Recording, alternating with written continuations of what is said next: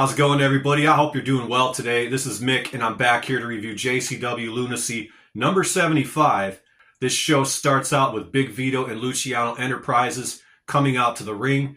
Big Vito, as always, is in a mood, and he's dressing down the crowd, telling everybody they're pieces of fucking shit. He tells Mickey Knuckles and PCO to go stand in the corner like they're a couple little bad boys and girls, basically. And he does that a couple times. He tells them to just stay in the corner. So Vito starts going down the JCW roster and talking about, well, we got some good guys here. None of them are draws monetarily. None of them are draws numbers-wise. But tonight, I do have somebody that is a draw here and somebody I'm an old friend with, basically. So he calls out Nick Nemeth, and Nick Nemeth comes to the ring. Vito kind of tells him, hey, man, I got no issues with you at all. But then immediately kind of gets on his ass, and says, tonight you're going to have a match with Mickey Knuckles. And Nick Nemeth is kind of like, whatever. I'd love to mix it up with Mickey Knuckles. So that's going to be a match for tonight. Mickey versus Nick. So after they've established that this is going to be a match, they all kind of jump Nick Nemeth. And out comes Too Tough Tony and Willie Mack to help him out to make the save. Match number 1 is Suicide versus Facade. This is a non-title match. We have quick back and forth action. I noted a really nice low springboard kick by Suicide, more like a low springboard drop kick type of a thing. A really nice top rope jumping knee strike by Suicide.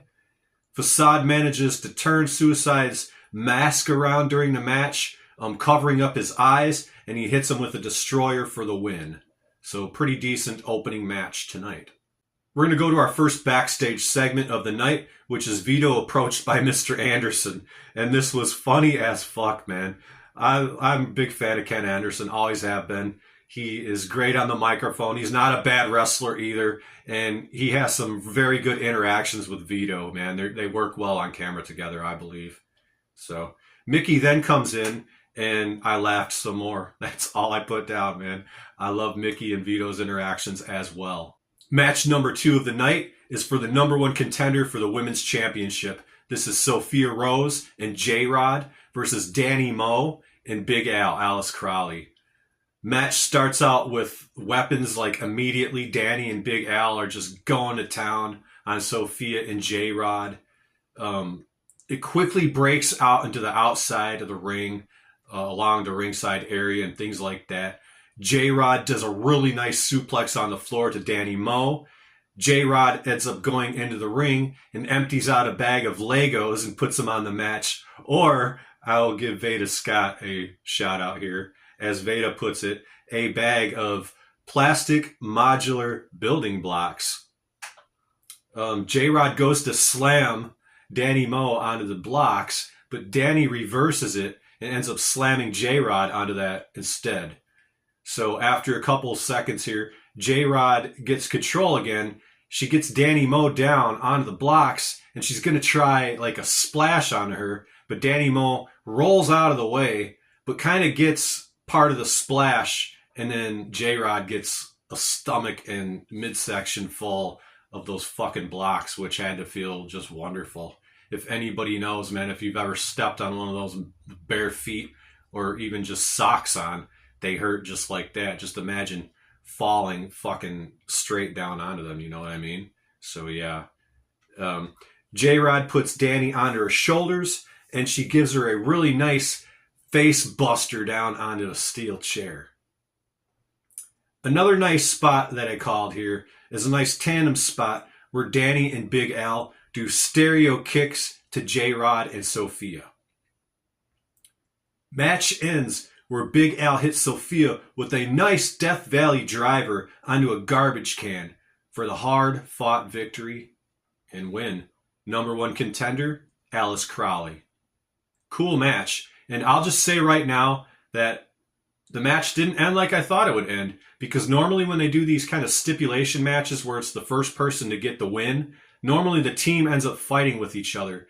And I thought it was very refreshing that Russo and the team decided to just do a straight up win without the team arguing and fighting, because I don't think it's ever really been done like that in my memory. So I think it's refreshing to just see the team straight up win and not fucking fight with each other, you know? So cool match, all things considered. Big Al, #1 contender. We go to another backstage segment where we see Vinny Rue and Violent J kind of talking things out. Violent J says, basically, I'm sorry, Vince, for doubting you. You know, last week I talked to Cross on his way out, and Cross was, you know, truthful with me and told me that you didn't set him up to fuck me over, and that was all Matt Cross, basically. And Vince Russo and him, they shake hands, and Vince basically says, well, I got a huge announcement at the end of the night that is going to basically rock the fucking foundation of JCW. Match number 3 of the night is a singles match, Mecha Wolf versus Disco Ray with the Ring Rat. So I want to just say, and I say this every single week that I see Mecha Wolf wrestle, this guy has a very badass, cool, distinctive look to him. He's just, I don't know, I like the whole package for him, you know what I mean?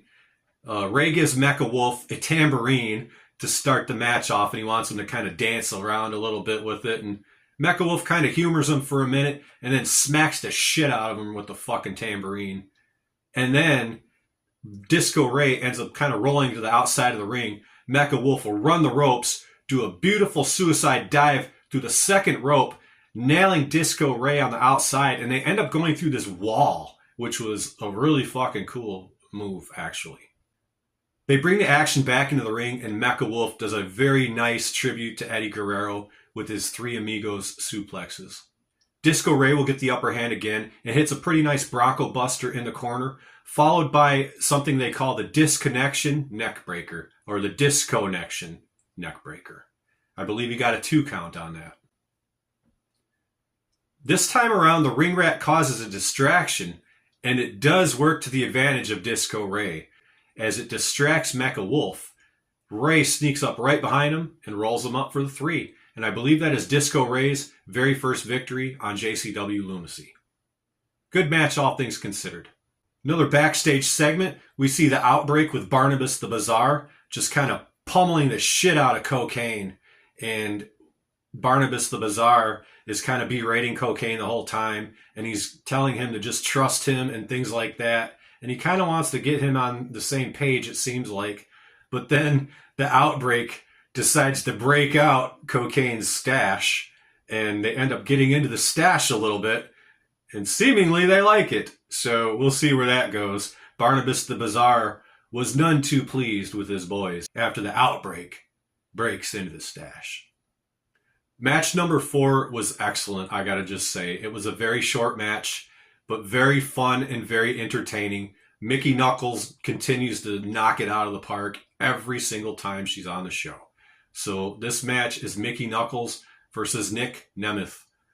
The match starts out basically with Mickey Knuckles seemingly doing like an old school test of strength with Nick, where she'll put like one hand up like that. He'll go for that hand and she puts it down. She puts up the other hand like that. He goes for that one. She puts it down. She then tries to go low, grab his nuts, but ends up deciding to do a lip lock instead.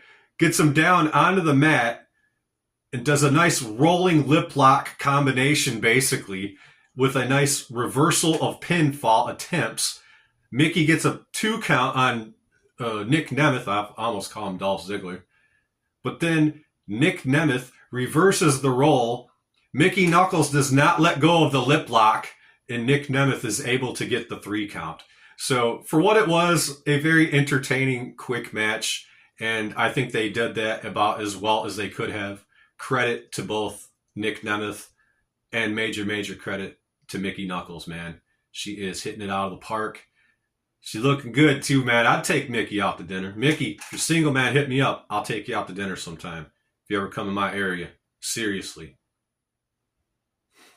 After the match, Big Vito comes out and is a total asshole to Mickey Knuckles. Yells at her, basically calls her fat even, makes a joke about her eating Burger King, and he wasn't too nice to her, man. Wasn't too nice. So we'll see what this brings. Hopefully Mickey will eventually, get her wits about her and decide that she can do better on her own. We'll see. Main event of the evening is the JCW Tag Team Championship. We have PCO and Big Vito LaGrasso versus Too Tough Tony and Willie Mack. This match is just going to start off with a lot of back and forth in-ring action and a lot of quick tags in and out between Big Vito and PCO, which was a really sound strategy for them at the beginning. So Vito stomps on Tony a little bit, but then tags PCO back in, and they're going at it a little bit, but then Too Tough Tony nails PCO with, and I'm going to give a good shout out to old Kevin Nash here. And if anybody remembers this, Kevin Nash did commentary on WCW Thunder, and he was fucking hilarious. So Too Tough Tony nails PCO with the Old Glory Mule Kick. Yep, the Old Glory Mule Kick. This led to a Tony Salt off the second rope. They seemingly had the match won, but Big Vito ran in, grabbed Jeff the ref, roughed him up a little bit. I believe he threw him outside of the ring, and the match got called off. Disqualification. Too Tough and Willie Mack retain their championships. This show is going to end with Vince Russo coming out to the ring, and he basically starts his little promo, kind of how he did his Bash at the Beach promo, where he says something like, "I don't need this shit," or something along those lines. He basically gives Violent J an opportunity here. He says, "Violent J, I have an opportunity for you. We're going to have a match. You pick two guys of your own choosing. Vito will pick two guys. If you win, I will sell you back my 1% of the company, making us equal owners once again. If you lose, I'm going to sell my 1% of the company to Big Vito." Just muddling everything, basically. So we'll find out if Violent J accepts this offer, or if he tells Russo to go fuck himself, basically. So pretty decent episode of JCW Lunacy, and that's all the time I have. Thanks for watching. Give my video a like and share it if you like. Comment if you like. Not enough if you comment. And have a good day.